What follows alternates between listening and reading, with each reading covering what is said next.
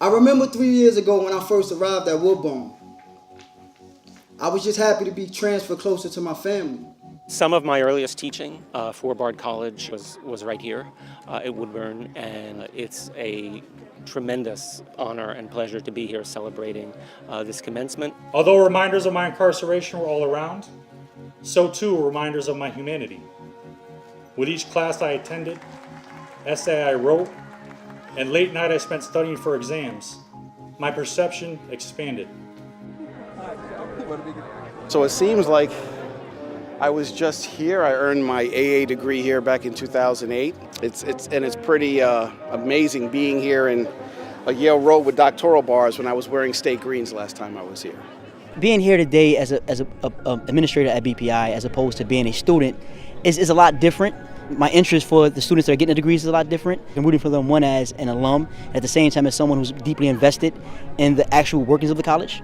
I think that's something that the Bard Prison Initiative should be proud of as well, that people come out of having served their time, not afraid to talk about what they've learned from it, and not ashamed, but proud of who they are and what they've accomplished. It's because I once sat in that seat that I'm sitting in this seat, and it's because I once wore that robe that I'm wearing this robe. Bar has made me see things differently, and I explain this to my family, and they can hear the change, but today they were actually able to see the change, and I know that meant a lot to them. And I say it often that the majority of the people in prison are much smarter than me. They just didn't have the opportunities I had.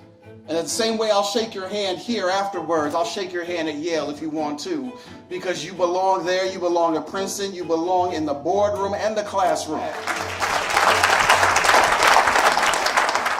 What has been taken from you, you have made the achievement of finding the very small but significant silver lining and taking advantage of that, and we are proud to have been part of that journey. To hear my mother, my aunt, and my uncle, and my grandmother say that we're proud of you, I would never, ever be able to describe in words how I felt at that moment. To all my classmates, despite the odds, we made it. I'm proud to be a Bard student. 14 years ago, Alice Walker famously wrote that the most common way that people give up their power is by thinking they don't have any. So please, never forget the ongoing liberation that accompanies intellectual life.